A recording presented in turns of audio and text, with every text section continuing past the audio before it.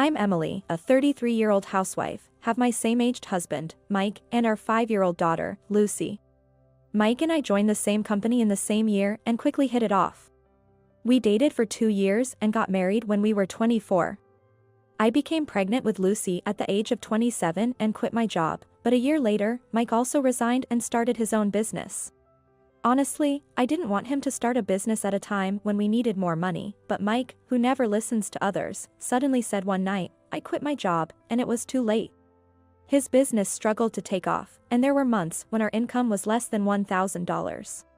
Despite this, Mike casually used my savings from before we were married for cash flow, plunging our family into extreme poverty. I had no choice but to work as an office clerk at a nearby company, and since Mike mostly worked from home, I asked him to take care of Lucy. He's quite careless, so there were some nerve-wracking moments, but when Lucy entered kindergarten, he started to help with drop-offs and pick-ups. I kept telling myself this kind of marriage was okay. However, since Lucy started kindergarten, Mike's behavior began to change. He would keep his cell phone all the time, frequently message someone, and smirked while reading texts. Typical signs of cheating. He would leave Lucy alone and go out, and once she even fell down the stairs and broke her bone. Why do you go out alone? What if she had been seriously hurt? Shut up, if that happened, we could just have another kid. I was shocked by his words. I was stunned, and Mike said, but I don't want to do it with you anyway, smirking. He's definitely cheating, and in his heart, he's already abandoned Lucy and me. I was so shocked I couldn't even cry. After that, Mike began to brazenly stay out overnight. I even received creepy calls with nothing but loud laughter from a woman, presumably his mistress. If you want a divorce, just say it. Am I just an ATM to you? I was so angry I couldn't sleep. I desperately wanted a divorce and to come out ahead, but Mike always locked his room when he went out, so I couldn't find any proof or information about his mistress, and it was agonizing. Then, suddenly, everything came to light. One night, I got a call from the police. Mike had been in a traffic accident. It was a single-car accident, and he was with a woman in a rental car. A woman, his mistress, right? He said he was on a business trip, but it was a lie.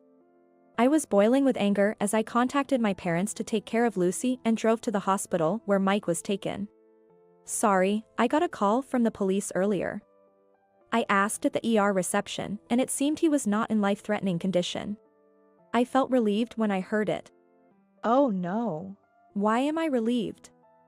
I should have not cared about that cheater's life. Muttering to myself, I went to his room just as the attending doctor was coming out. Fortunately, there's no head injury. But he suffered multiple fractures and bruises from the impact, and there might be lasting disabilities, the doctor said. Understood. Thank you. And, the woman who was with him, they didn't tell me clearly, but it seemed she hadn't been wearing a seatbelt and had sustained serious facial injuries and a strong impact to her neck. Hearing this, I shuddered but thought, that's divine punishment. When I entered the room, it was a 2-bedroom, and Mike and the woman who seemed to be his mistress were both sleeping there. The nurse said they usually separate men and women into different rooms, but due to a lack of room, they had to put both of them in the same room for now. So, the woman next to him must be the one who was in the rental car with him. I found myself staring intently at the woman's face. Oh. Could she be Lucy's kindergarten teacher? Her forehead was covered in bandages, but the distinctive large mole and plump lips were unmistakably those of the teacher, Margaret. I couldn't help but yell out. What is this all about? Mike woke up to my voice, and seeing my glare, he panicked. Well, I had my suspicions. It was strange when you, not a morning person, started setting alarm to take Lucy to kindergarten 2 years ago. But I never imagined it was an affair with her teacher. Well, it was just, she was young and beautiful, a moment of weakness. Mike's unusually meek response was probably because he had already been told by the doctor about the possibility of lasting disabilities. Haltingly, he explained, and he looked like a truly pathetic loser. Any remaining affection I had for him vanished in that moment. I looked him straight in his eyes and said, well, at least this makes things clear. I want a divorce. Mike turned pale and started to beg desperately. Wait, just wait. I'm sorry. I won't ever do anything like this again. So, please. Take care of me. Why? Why? Are you going to abandon me now that I'm like this? They said I might end up in a wheelchair. And? Are you really that heartless? After all the time you spent comfortably living off my earnings. Comfortably? Don't make me laugh. We barely made ends meet with your unstable income from your self-employment, and it was my job that kept us going. Remember when you were making like $500 or $1,000 a month? He bit his lip in frustration. I turned my gaze to the mistress's bed. Despite all this commotion, she slept soundly, apparently still under the effect of the strong anesthesia she got at the hospital after crying out in pain. Well, you two can lick your wounds together. Luckily, it seems she doesn't have any problems with her limbs. With that, I left the hospital room. Now, what to do next? I should report this to the parents-in-law, sort out alimony, asset division, and child support. What about Margaret? I guess I should contact her parents first. Thinking all this, I went to my parents' house to tell them everything. Of course, they were furious and said that Lucy could stay with them for now and that I should also come back to live with them immediately. Our house is about a 30-minute drive from my parents, and considering everything, it's probably best to transfer Lucy to a different kindergarten. The next day, I went to the kindergarten to report her leaving and complete the paperwork. There was a bit of a stir when they couldn't get in touch with the teacher, Margaret. Ignoring that, I completed the formalities and was about to leave when a mother of one of Lucy's friends approached me. It's unusual to see you here, it's always been your husband lately. When I told her about the accident and his hospitalization, she said, "Oh dear, that's terrible. My husband and I will go visit him in the hospital." Right, her husband works in the same field as Mike and they were good friends. An idea popped into my head. Everything went according to my plan after that. I urged her to go as soon as possible, and thanks to that, she and her husband visited him on Saturday of that week. Mike and Margaret were still in the same hospital room at that time. Of course, I had told the mom friend in advance that the person he was with is also hospitalized in the same room. I didn't say who it was, though. What's going on? Why is Margaret there? She called me right after leaving the hospital room. That's when I told her about Mike's affair with her for the past 2 years, and how they sneaked out for a drive that night. I've decided to divorce him. I'm moving back to my parents' house and transferring Lucy to a different kindergarten. It's really sad to leave a wonderful mom like you. I buttered her up a bit, knowing her love for gossip. By Monday, she would probably spread the news. The next day, Sunday, I went back to the hospital. It was to discuss the divorce with Mike.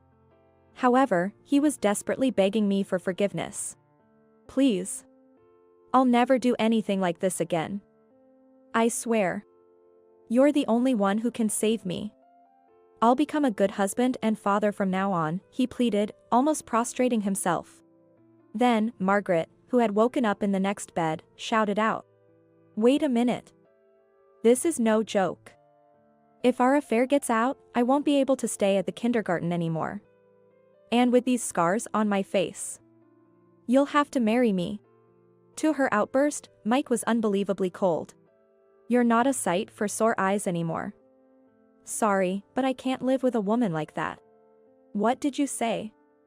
It's your fault for driving poorly. It's because you kept touching me such part. You're the one who told me to touch there.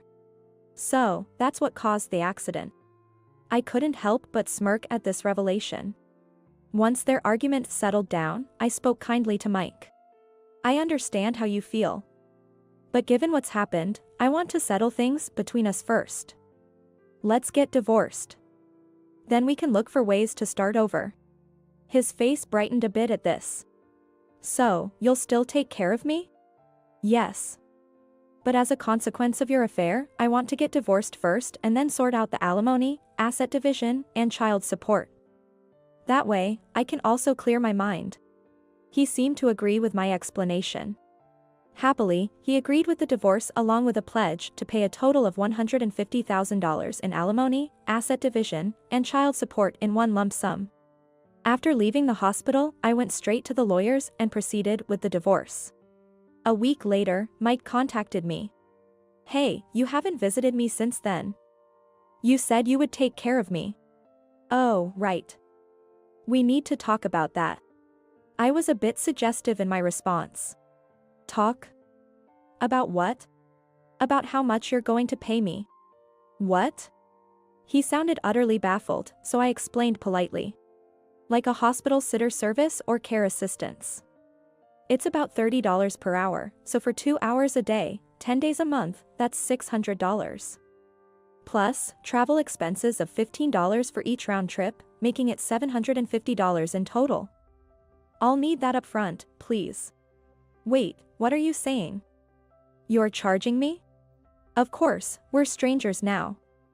I have to be compensated. At this point, Mike cursed me. You're the worst. I get it, I understand his feelings.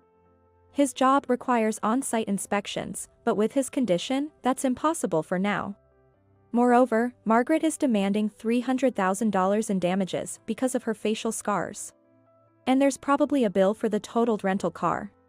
Well, it looks like our negotiation is off. You better ask your parents for help. With that, I hung up. Later, I heard Mike was discharged and went back to his parents' house. But apparently, his elderly parents couldn't provide adequate care, and he often fell out of his wheelchair and is now almost bedridden. Also, Margaret reportedly left the kindergarten and is now a shut-in at her parents' house, bombarding Mike's family with angry calls and emails daily. It seems the only lasting scar is on her forehead, but for her, who prided herself on her beauty, it's unforgivable. It's a pity, but she also had to pay alimony for the affair, and her parents covered the shortfall. For them, it might have been just a fling. But what you do comes back to you. I feel sorry for them, but it's divine justice. They should live with their guilt. I feel bad for burdening Lucy so suddenly. But fortunately, she's adapted well to her new kindergarten, which relieves me. As for me, I've settled down and am enjoying my work every day.